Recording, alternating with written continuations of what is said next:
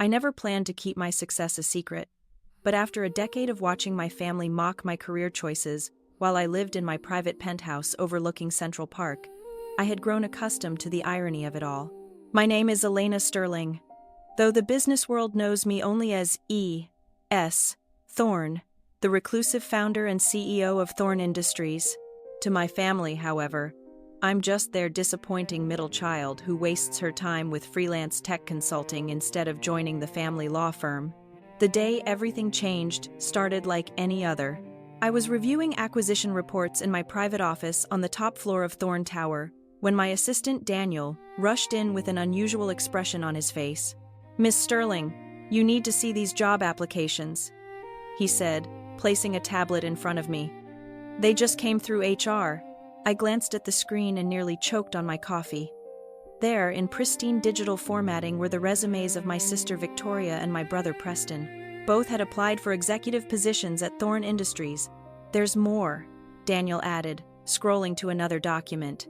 "Your father's law firm is also pitching their services to our legal department. The meeting is scheduled for next week." I leaned back in my chair, memories flooding back from 10 years ago. I was fresh out of college with a computer science degree, pitching my ideas for revolutionary software architecture to my family over dinner. "Tech startups are a dime a dozen." My father, Arthur, had scoffed, barely looking up from his legal briefs. "Sterling and Partners has been a respected law firm for 3 generations. That's real success, not this coding nonsense." Victoria, 2 years older and already a junior partner at the firm, had smirked. "Come on, Dad, let her play with her computers. She can always come work as our IT support when she fails." Only my younger brother Preston had shown any interest, but even that was condescending. "Maybe you could build us a better website for the firm," he had suggested, as if that was the height of technological achievement. I left that dinner knowing I would never convince them to see my vision. So, I stopped trying. Instead, I took my savings, borrowed against my trust fund, and started working in absolute secrecy. The first few years were brutal. I worked out of a tiny apartment, taking legitimate freelance jobs while building my company on the side. Every family gathering became an exercise in restraint as they pitied my struggling career. "Still doing that freelance thing" became their constant refrain, always tinged with mock concern and real condescension. What they didn't know was that my freelance thing was a cover for building one of the most innovative software companies in the world. Thorne Industries revolutionized enterprise architecture, cloud computing, and artificial intelligence. By the 5th year, we were valued at over $2 billion. By the 8th year, we had gone public, and my personal worth exceeded the combined value of every law firm in New York. Through it all, I maintained my cover. I kept my small apartment for family visits, though I lived in a penthouse. I drove an old Honda to family functions, while my collection of luxury cars sat in a private garage. I endured their pitying looks while donating more to charity each year than their firm made in profit. Now, staring at their job applications, I felt a strange mix of emotions. Part of me wanted to reject them immediately to let them feel a fraction of the dismissal they had shown me, but another part saw an opportunity for something more satisfying. "Daniel," I said finally, "schedule the interviews, but don't conduct them in the executive suite. Use the small conference room on the 15th floor." He raised an eyebrow. "The one we use for junior positions?" "Exactly. And don't tell them anything about meeting with E.S. Thorne. Let them think they're interviewing with middle management." After Daniel left, I opened my laptop and began researching my siblings' recent careers. Victoria had left our father's firm 2 years ago after a failed attempt to modernize their practice. Preston had bounced between several firms, never quite living up to our father's expectations. Now, they both wanted to join the tech world they had once mocked. My phone buzzed. A text from Victoria. "Hey sis, I just applied to this amazing tech company. Put in a good word if you know anyone there." I smiled at the irony. For 10 years, she had never once asked about my work or shown any interest in tech. Now that she needed something, suddenly my connections mattered. "I'll see what I can do," I replied, knowing that tomorrow would change everything. That evening, I stood in my penthouse watching the sunset paint the city in shades of gold. On my desk sat an old photo from my college graduation, the last time my family had shown any real pride in me. Even then, it was tempered with concern about my impractical career choice. My assistant's voice came through the intercom. "Miss Sterling, your siblings' interviews are scheduled for tomorrow at 10 a.m. Your father's law firm pitch is set for 2 p.m. Are you sure about this?" I thought about all the family dinners where I sat quietly while they bragged about their legal victories, all the holidays where they treated me like a cautionary tale, all the times they could have supported me, but chose to judge instead. "Yes, Daniel, I'm sure. Tomorrow, the Sterling family will finally learn what real success looks like." I picked up the photo, studying my younger self's hopeful expression.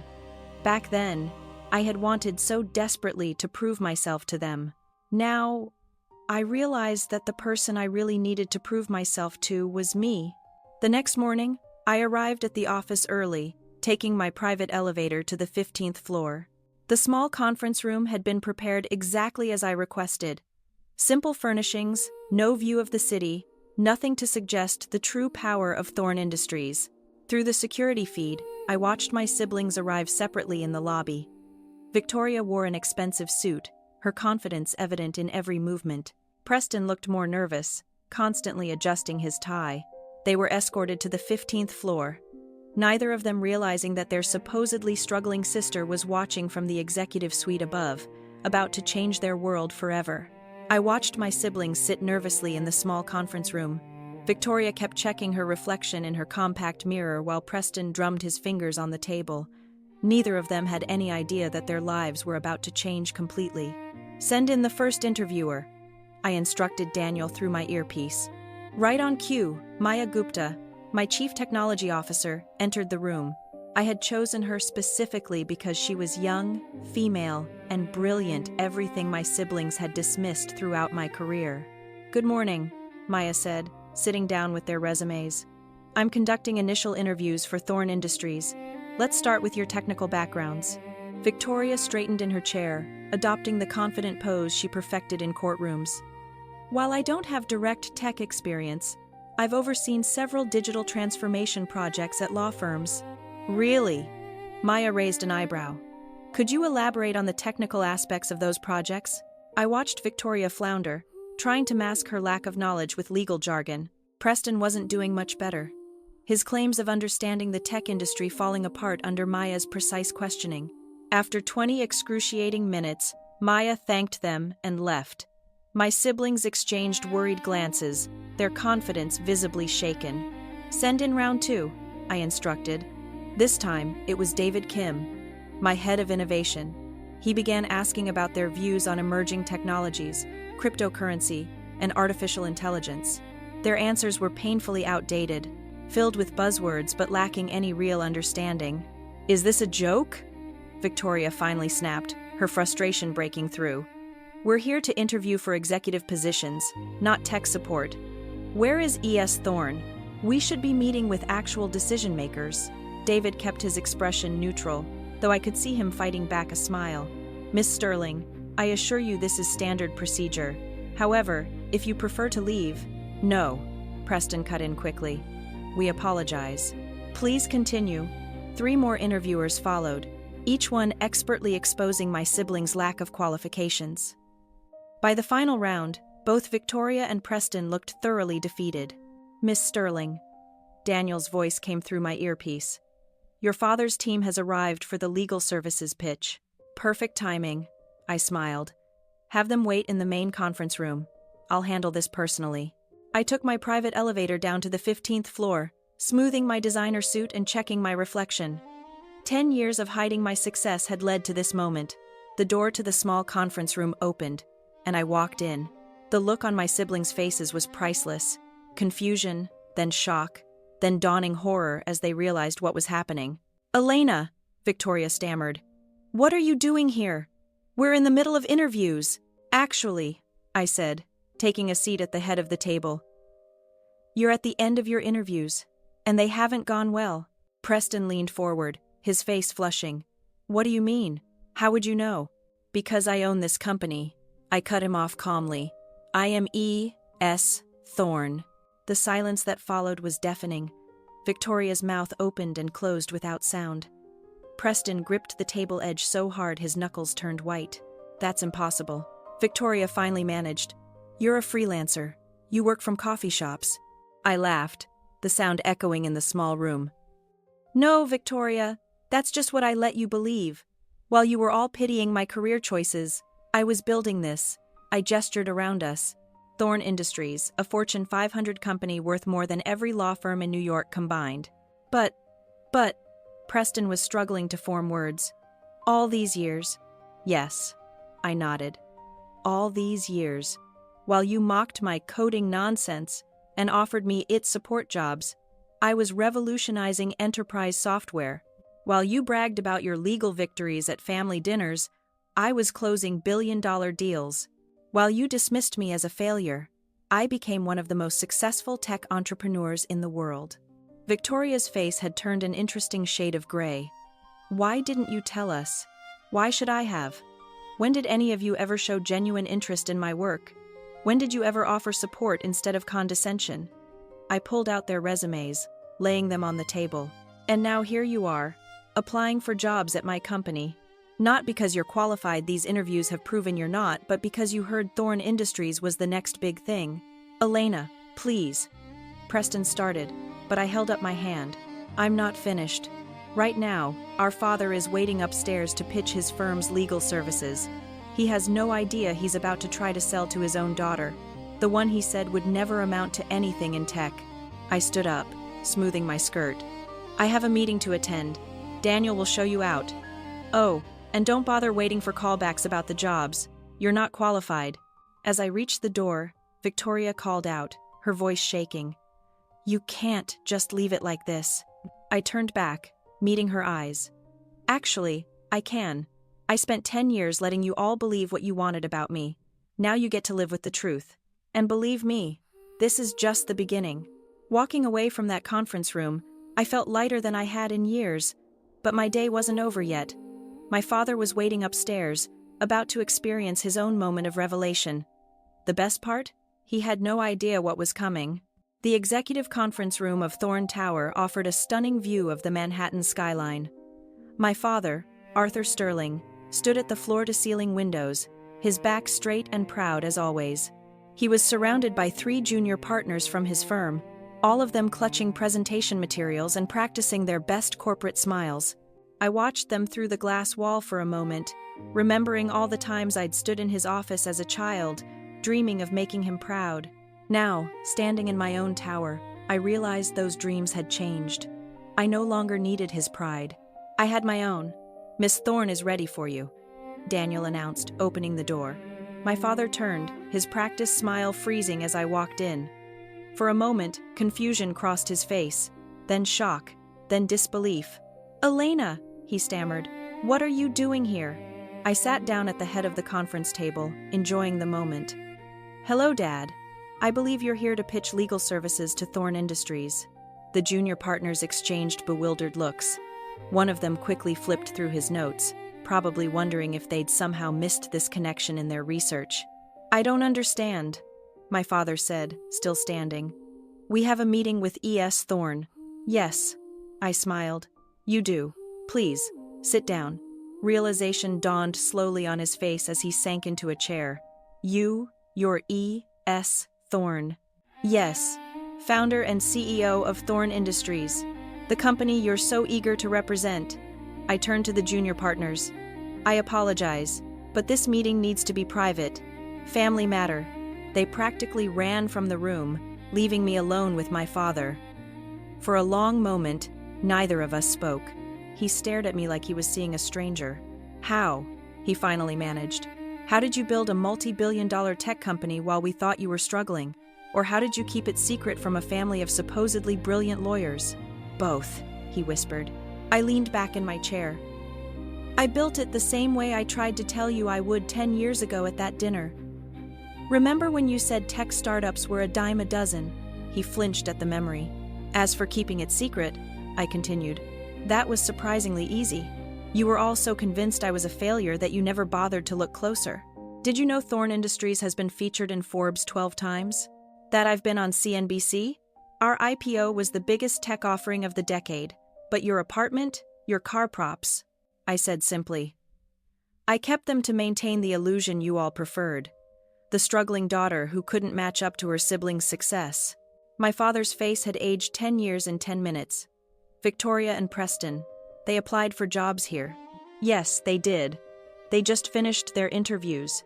In fact, it didn't go well. He straightened in his chair, some of his old authority returning now. See here, Elena, they're your family. Surely you could. Could what, Dad? I cut him off. Give them jobs they're not qualified for? Like you offered me that IT support position at your firm. I pulled out his firm's proposal. Or should I just hire your firm because we're family? Is that how you think business works? That's not fair, he protested weakly.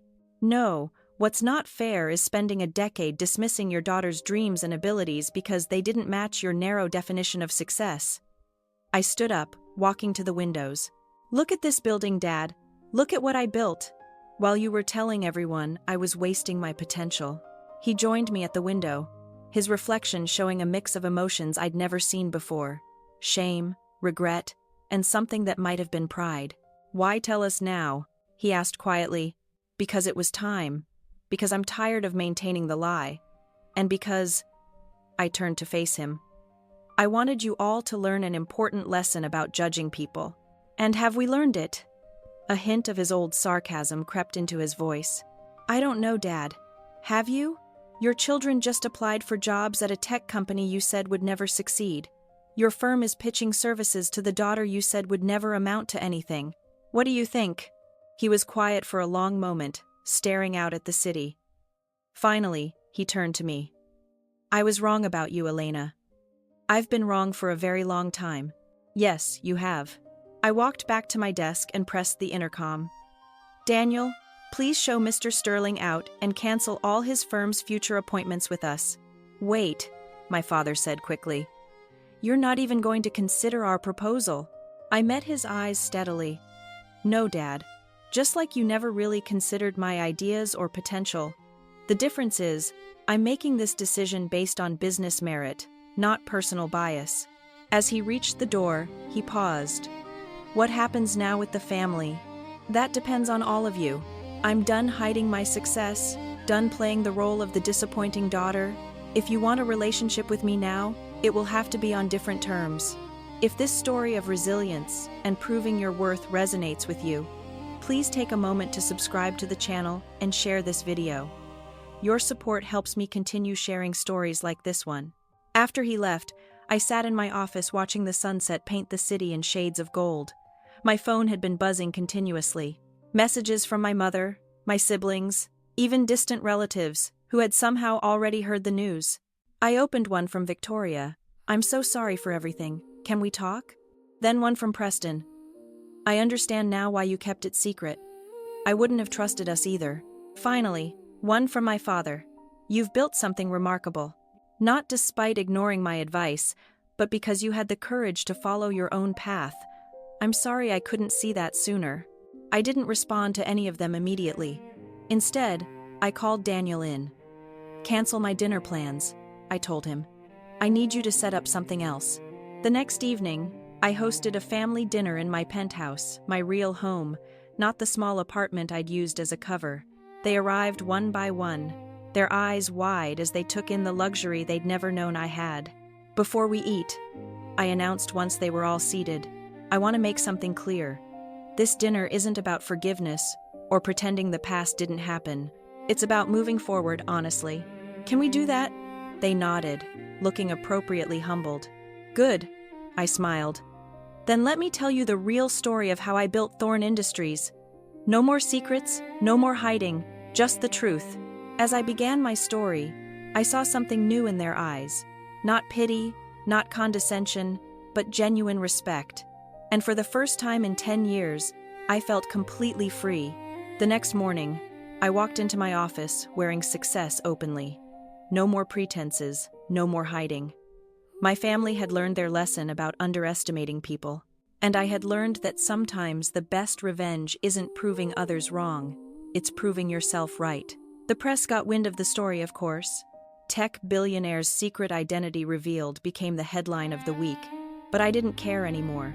I had spent 10 years building something extraordinary while my family believed I was failing. Now, they would spend the rest of their lives knowing that their biggest failure wasn't in business, it was in failing to see the success right in front of them, and that was worth more than any fortune I'd built.